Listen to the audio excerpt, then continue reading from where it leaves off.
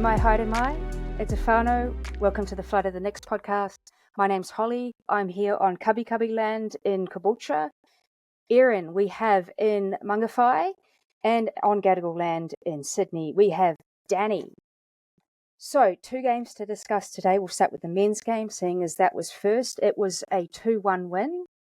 How good was it to get a win after 3 straight losses? Costa, 3rd minute, absolute banger of a goal, incredible. The ball just misplaced by Natta, who actually provided 2 assists for us in this match. Costa just lets it fly, absolutely wild, great goal. The other goal we had was Paulo Eritrea, and when you watch it, you can hear when the ball pops out to Eritrea at the top of the box, you can hear the fever going, shoot, and he actually does, and it goes in. So it wasn't necessarily the best performance. I think that's what Chiefy had to say as well. It wasn't necessarily the best performance, but we got the result, and that is the big thing. Erin, how did you feel about the game? I think we made it very, very hard on ourselves. I think I was just stressed that whole game watching it, and I didn't feel comfortable at all, even when we were 1-0 up at the start.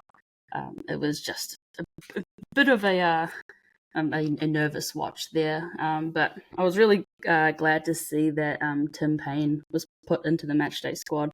As soon as I saw that he was deemed out, I was automatically just like, it's over, like it's done. But yeah, he was kind of a last minute addition, which was fantastic. And I even messaged my mate who's the physio there and said, you must be really good at your job, keeping some of these guys in the lineup. So I was pretty happy with that. 99th goal for Costa, incredible goal. Probably one of the best Nick's goals would see. And yeah, it's good to see as well someone actually score after the crowd yell shoot at them, because usually when someone yells shoot, they sky it over the bar within many, many times. So yeah, it's good to see 2 goals from about a 0.5 XG, but just some pretty chaotic and shambolic defending, I think, which has kind of been a bit of a trend with us. I don't know what's really going on. We've had the backline change quite a bit week by week. Hughes was taken off, Sheridan put in, just because it's been 3 weeks in a row of Hughes making some mistakes which have caused goals. And maybe we just haven't quite settled into a defensive play yet. But we're this far into the season, it should be better by now. But it's kind of leaking goals, which wouldn't have happened last season.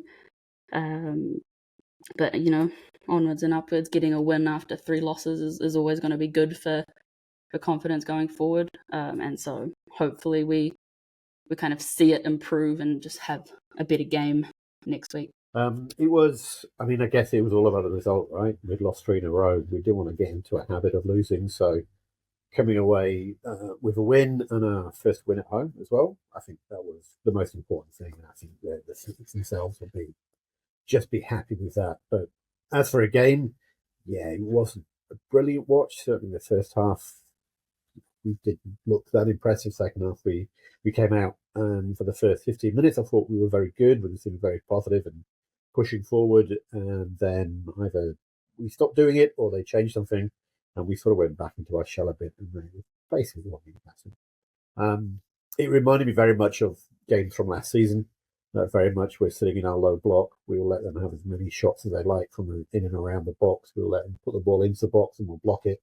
And then we'll go score a goal at the other end and we win by a single goal. I think the difference this year is that I don't have as much, well, certainly for me, I don't have as much trust in this team to be able to do that.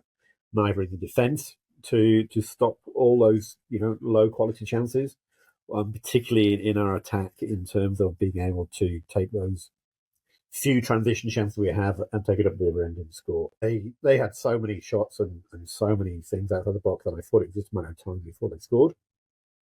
And they had a couple of guys, Adams and Bayliss, who I was very impressed by, who were very good at shooting from outside the box. And if it wasn't for Ollie Rainey, we would have leaked quite a few. But he's obviously a very good shot stopper, whatever else his game is. He's good at stopping shots, and he did, let me say, a few goals there.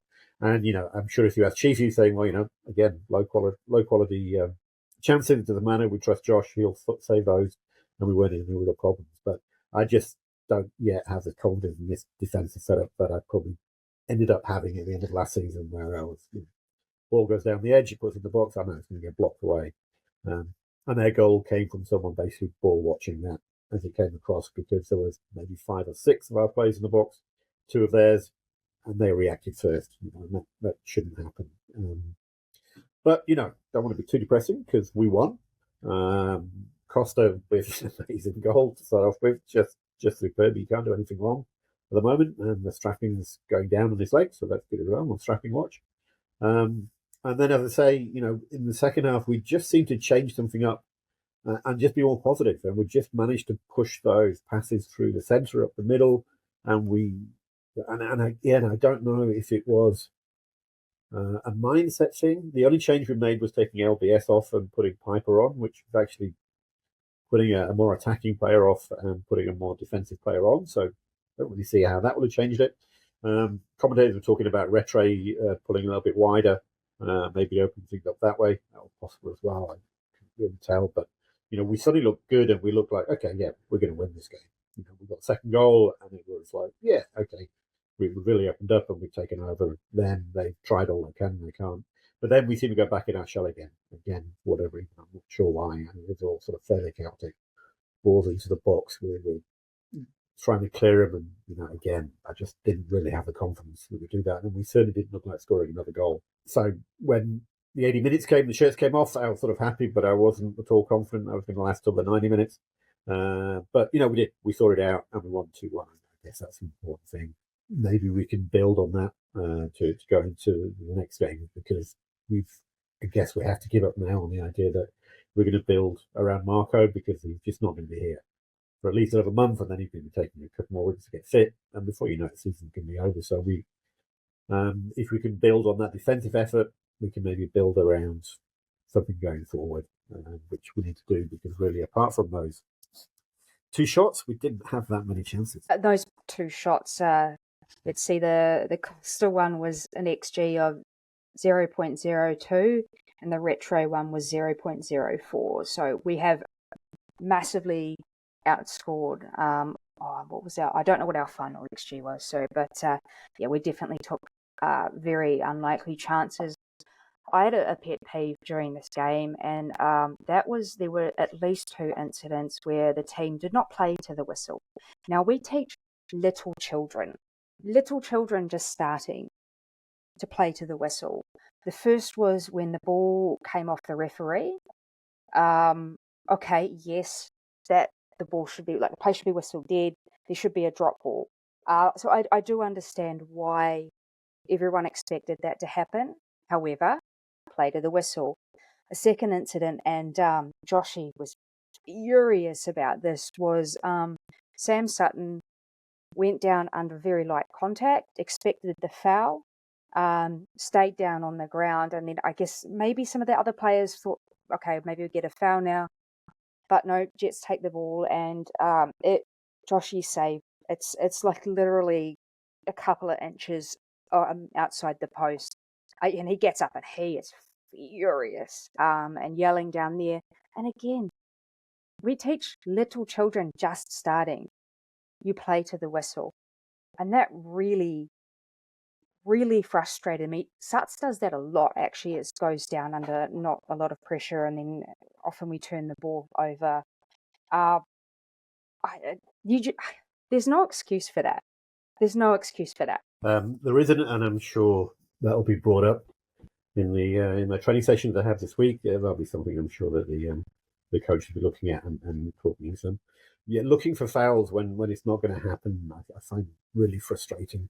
And we've got a few players out there now which I think are reasonably lightweight. In Ishiga and Nagasawa, they go down and tackle quite quickly. I don't think they're looking to go down. I just don't think they're physically that strong. But if you're hoping to, even if you think the referee, if you're hoping to get a foul from that, and then don't cover, then you're just asking for trouble. And yeah, if we've got a couple of players doing that, we'll just be coughing the ball up in dodgy areas. So Yeah, I think part of the goal as well, when you watch it back, you see that there's around 8 of our players kind of just standing there. Like, we have 8 players in the box. There's no way that they should have a basically free chance to get the ball and shoot it away. So I think part of that is kind of the players aren't really just doing everything they can to just block the ball. They're looking and making, someone else can do it, or that's their job to do it.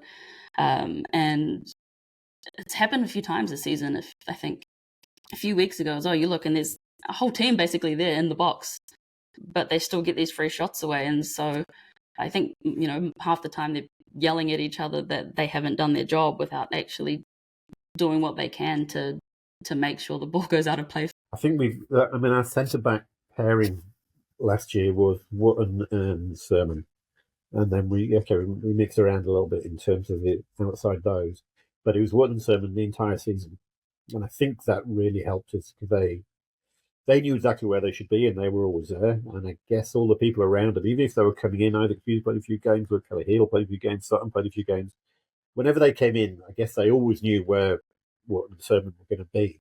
This year, we've mixed around with that a lot more in terms of Hughes has played, Sheridan's played.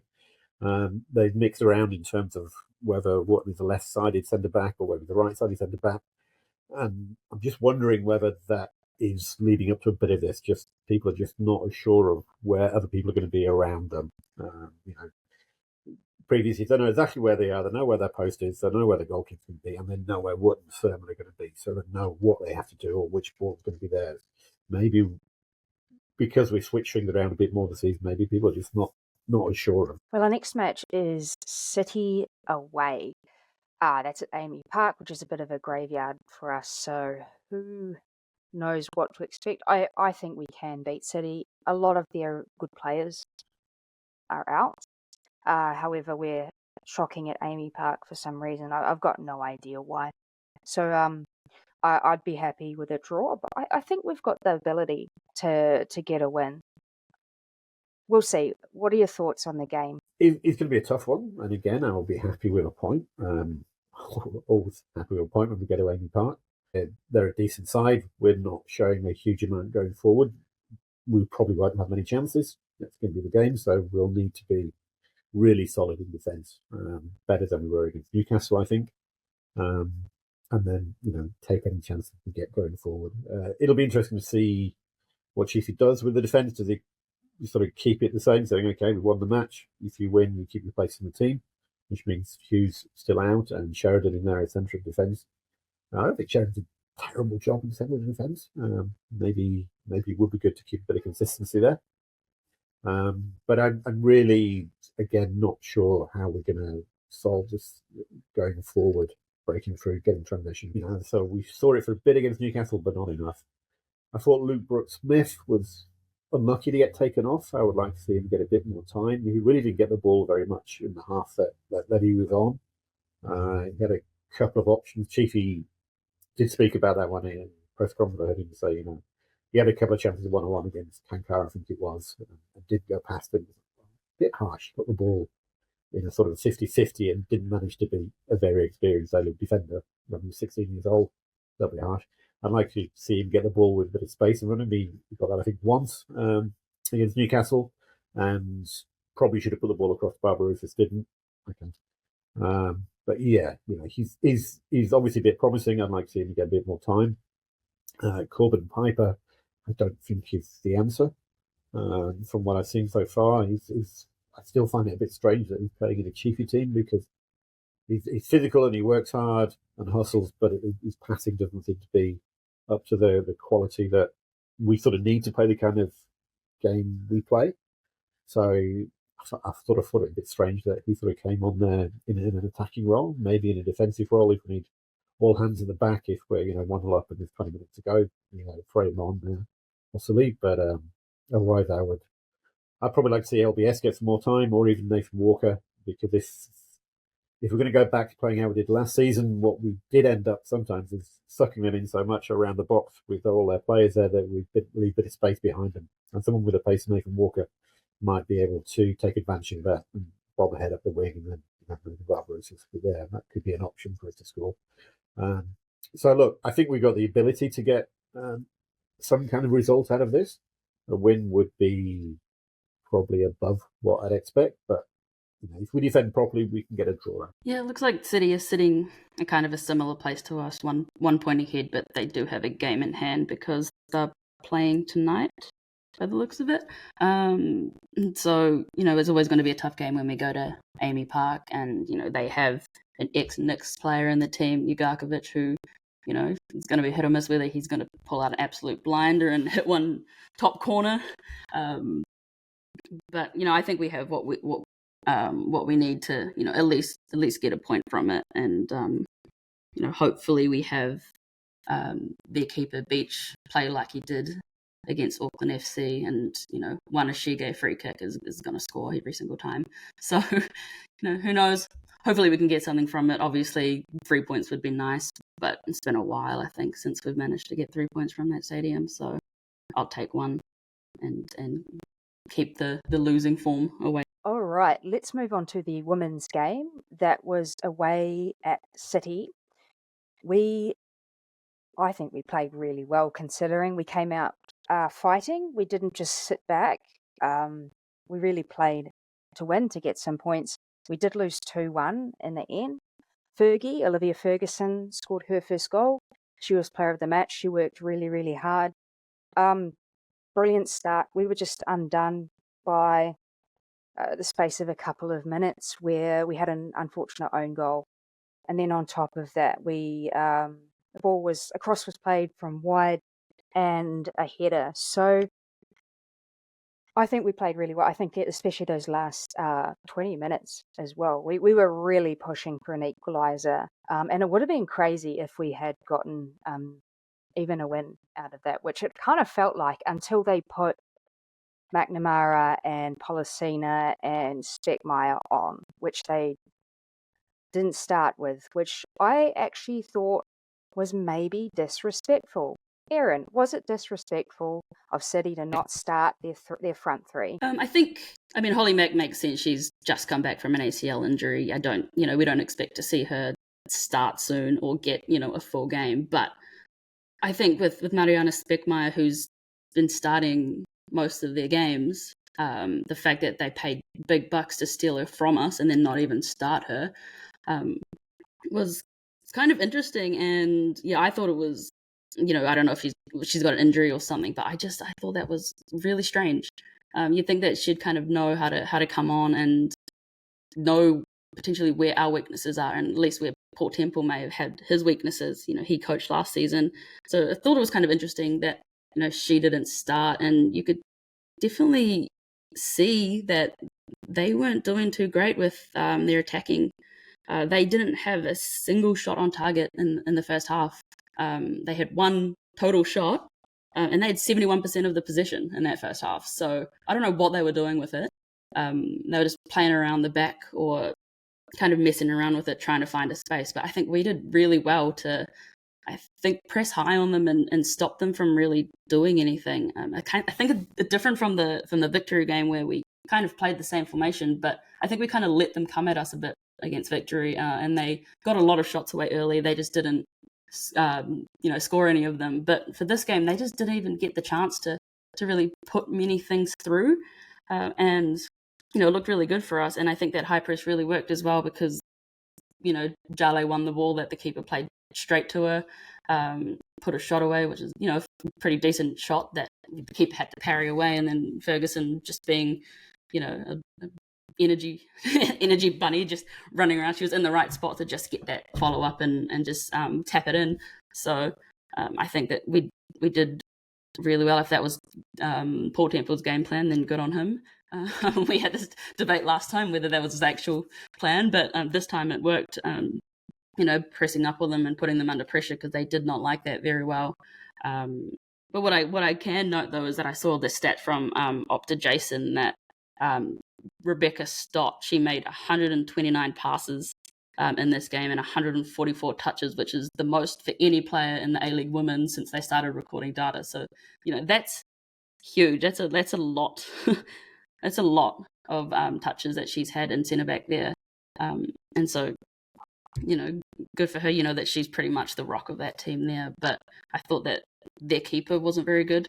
I thought that if we had a little bit more time when Emma Main came on, that she could have had something. She was full on attack as soon as she went on. She had about 4 or 5 good chances that the keeper managed to just keep away. And so, we were looking good, and I'm extremely gutted that there was a 2-minute period where we lost this. We have the own goal by Olivia Kelly. If you watch the cross back, it was moving so weirdly in the air. It must have been the wind or something, but it was kind of bobbling up and down. It was lifting.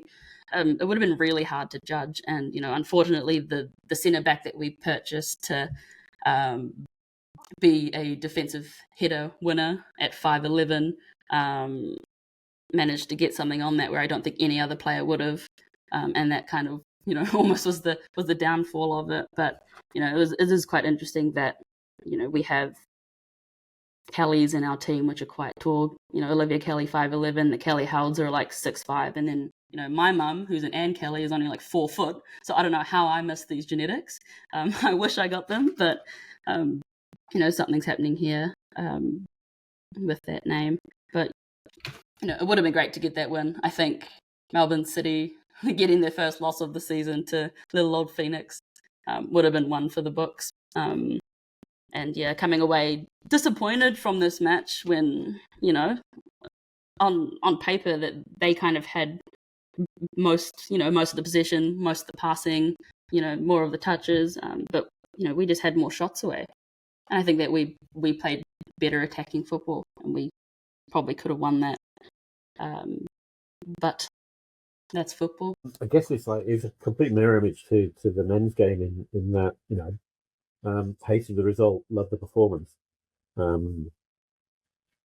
It's I don't think any of us were expecting to get really anything out of this game. We were sort of really thinking about damaging the tension line when we approached this game, and yet, as you say, in the first half, even though they had all the ball, one shot not on target. It's a really impressive achievement.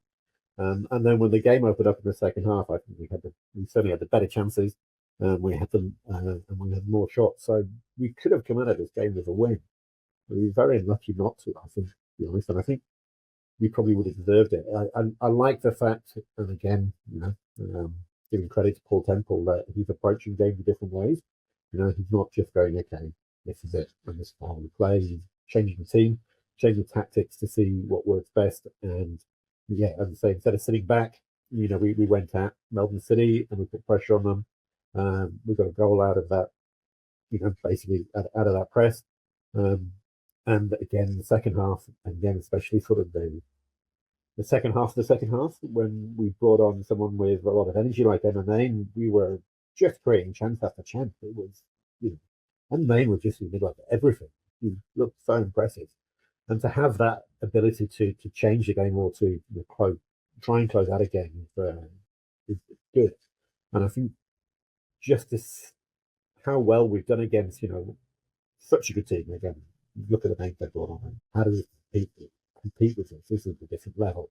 But, the fact that we were able to compete with them through smart tactics, through hard work, and through not a little skill and energy, bodes well when we're going to come up against the teams again, and then we come against good teams. So I think this game sort of showed that we can compete and we can look to be in the top half of the table once the end of the season. I think one of my favourite moments, other than the goal and just, well, generally, I guess, how well we played, but Speckmeyer went down a little bit softly out on the wing, and Jaber must have said something in addition to her flop, but she actually didn't just say she's flop.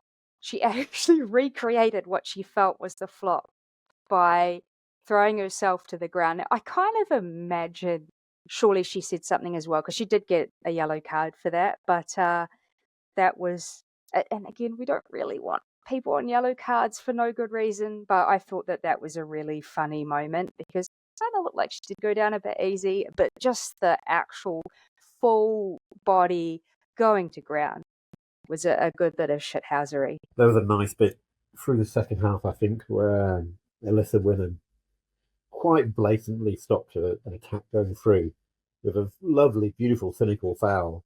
And when the ref came through, she just did a angelic little schoolgirl face going, "Oh, really? Really? What? Oh, I didn't. Oh, really?"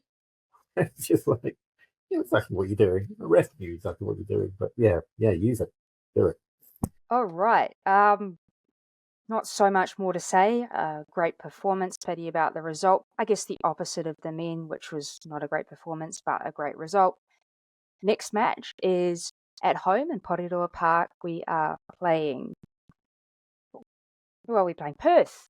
It's the distance derby. We're playing Perth, who are like a couple of points behind us, a couple of positions on the ladder behind us. Perth have been a little bit hit and miss. I would like to think that being at home and Perth not being that great, that we can get 3 points out of this.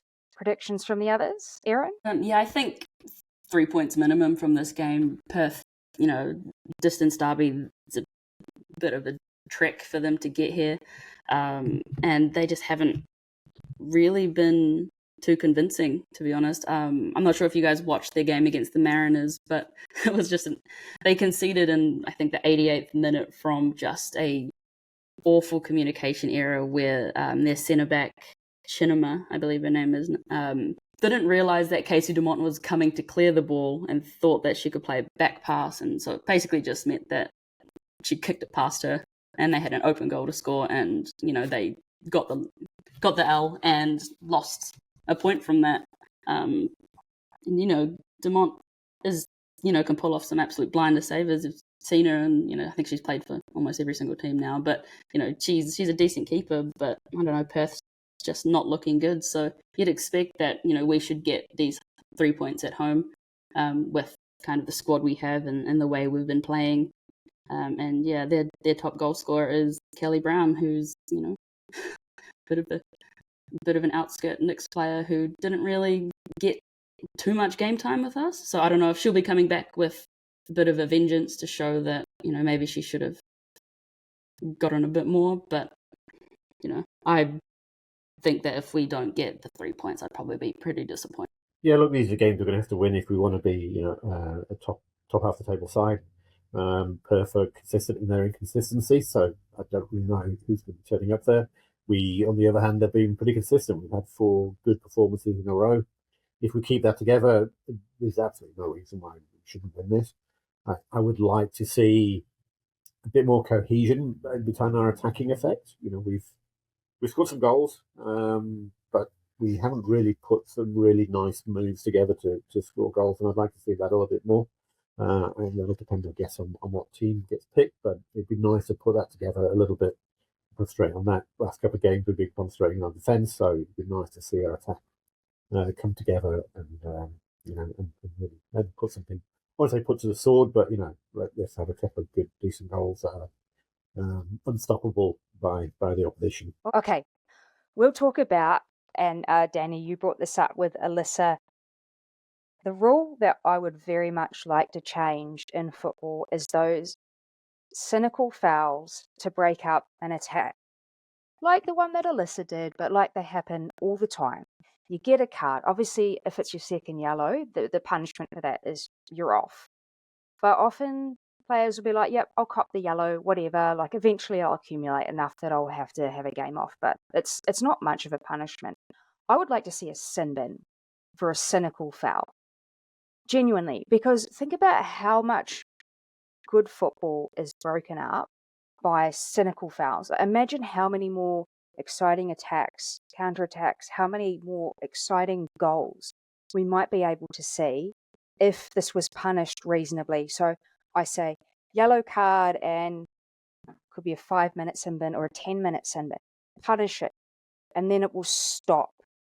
Because defenders will hate it. Defenders will absolutely hate this rule. But it's actually for the good of the game. What are our thoughts on potentially adding a sin bin for, again, when we're talking about not even playing for the ball, like absolutely cynical? I actually wouldn't mind a sin bin for dissent against the ref as well, but we'll leave that for another day.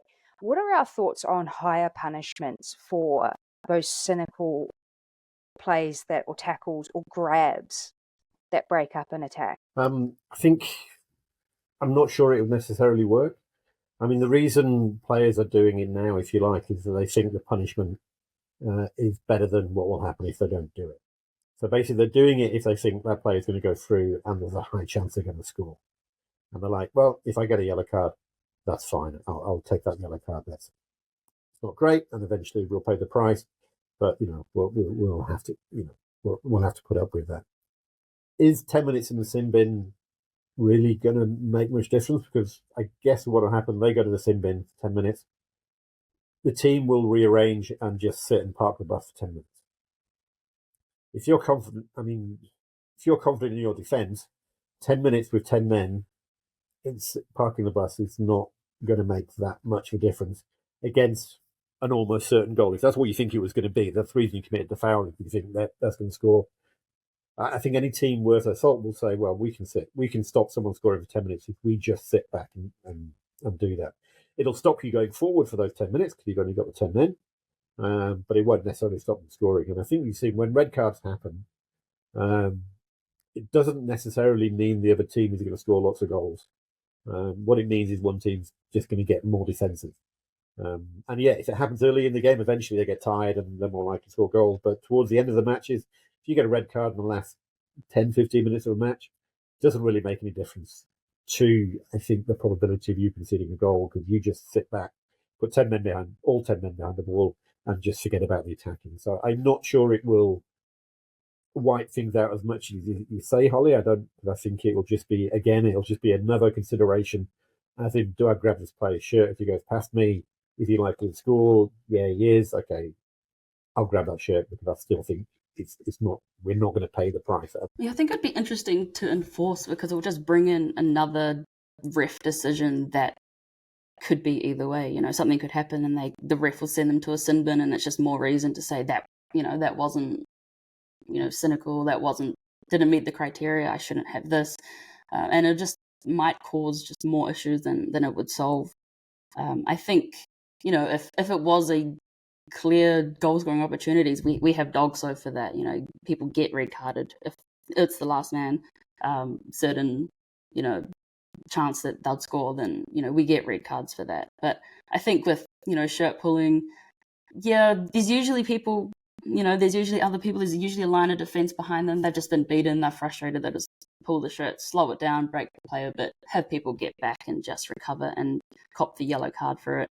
I think that's fair enough. I think that if you start punishing it too hard, then you might just find instead of trying to do a shirt pull, they'll go in for the tackle and they'll break an ankle, they'll break someone's leg, they'll do something instead of a cynical foul to try to win the ball because they know that the chances are that they'll get sent to the sin bin for this, so they might as well try to win the ball properly. And so it's interesting thoughts, but I think those cynical fouls they happen, and I don't think it breaks up a promising play, but I think that's just part of the game. It's just how you recover from that. Yeah, broke up a foul, but use the free kick you just got, send it in and score from that, or play it around and score from that as well. Adapt to it. But I don't know if a sin bin would work to help keep the game interesting. Interesting thoughts. I'm kind of convinced, kind of not convinced. It would be interesting. I think sometimes they trial changes. So maybe that's something that could be considered and just see in lower leagues build up whether it actually has the intended consequences. We'll see. I would love to hear your thoughts on that, obviously. Thanks for listening in. We will be back next week to talk about those matches. Have a good day. Take care.